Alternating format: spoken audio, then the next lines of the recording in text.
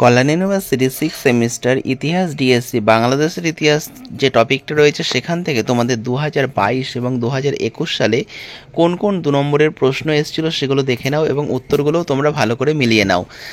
দেখো, এখান থেকে অনেক প্রশ্নই কিন্তু এই বছরের পরীক্ষায় দিতে পারে, তো তোমরা এই প্রশ্ন উত্তরগুলো ভালো করে দেখে নাও। প্রথম প্রশ্ন, বাংলাদেশের সাংবিধানিক নাম কি, কবে এই দেশটির জন্ম হয়? পরেরটা, কাকে এবং কেন শের-ই বাংলা নামে অভিহিত করা হয়? বাংলাদেশের 2 জন প্রখ্যাত বুদ্ধিজীবীর নাম লেখো। ডক্টর মোহাম্মদ শহীদুল্লাহ কে ছিলেন? বাংলাদেশের 1952 সালের ভাষা আন্দোলনের 2 জন শহীদের নাম লেখো। আন্তর্জাতিক মাতৃভাষা দিবস কি? আইয়ুব খাঁ কে ছিলেন? আগরতলা ষড়যন্ত্র মামলা কবে শুরু হয়? কে কখন বঙ্গভঙ্গ উপাধিতে ভূষিত হন?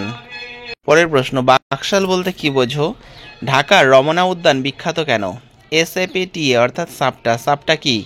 কখন এবং কিভাবে শেখ মুজিবুর রহমানের মৃত্যু ঘটে? আসিয়ানের পুরো নাম কি? বাংলাদেশের বর্তমান প্রধানমন্ত্রীর নাম কি?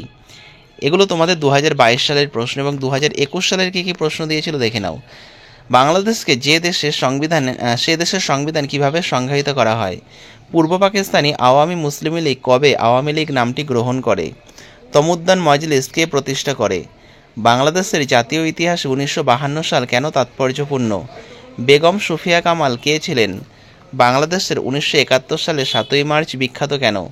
বাংলাদেশের জাতীয় শোক দিবস কোনটি এবং কেন? বাংলাদেশের জাতীয় সঙ্গীত কে রচনা করেন? বাংলাদেশের মুক্তিযুদ্ধের ভিত্তিতে রচিত এমন যে কোনো দুটি সাহিত্যের নাম লেখো। বাংলাদেশ কোন ধরনের সম্পত্তিকে ভেস্টেড বলা হয়? বাংলাদেশ যখন স্বাধীন হয় তখন পাকিস্তানের রাষ্ট্রপতি কে ছিলেন? বাংলাদেশের প্রথম মহিলা প্রধানমন্ত্রীর নাম লেখো। তিনি কোন রাজনৈতিক দলের সঙ্গে যুক্ত? বাংলাদেশের শীর্ষস্থানীয় শিল্পক্ষেত্র কি?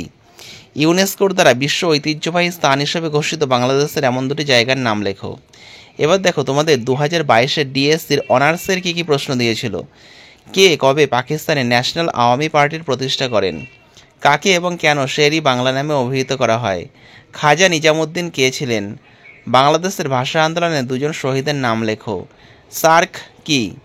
আব্দুল গফফর চৌধুরী বিখ্যাত কেন? ইয়াহিয়া খান কে ছিলেন? মুজিবনগর সরকারের প্রধানমন্ত্রী কে ছিলেন? বাকশাল বলতে কি বোঝো? কখন এবং কিভাবে বাংলাদেশের মুক্তিযুদ্ধ শেষ হয়েছিল?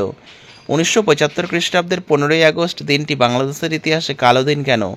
কে বাংলাদেশে ইসলামী ব্যাংক প্রতিষ্ঠা করেন? বাংলাদেশের বিদেশ নীতির মূল বৈশিষ্ট্য কি? আসিয়ানের পুরো নাম কি? ভারত বাংলাদেশ সম্পর্কের তিক্ততার পিছনে 2টি বিষয় কি কি? তোমরা যদি এই সালের প্রশ্নগুলো দেখো তাহলে দেখবে তোমরা অনেক প্রশ্নই কিন্তু পরীক্ষায় পারবে।